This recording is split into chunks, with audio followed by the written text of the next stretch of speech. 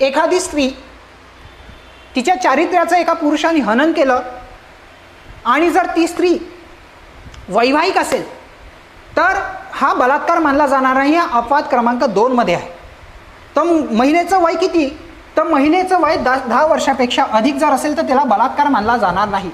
हा होता 1860 मधला IPC म्हणजे भारतीय दंडविधानमध्ये केलेलं प्रोव्हिजन.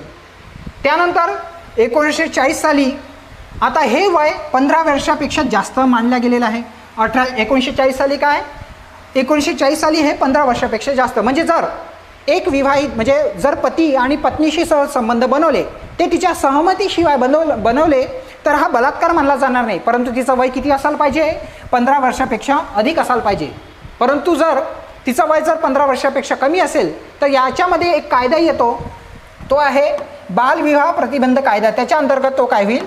तो दोषी मानला जाईल.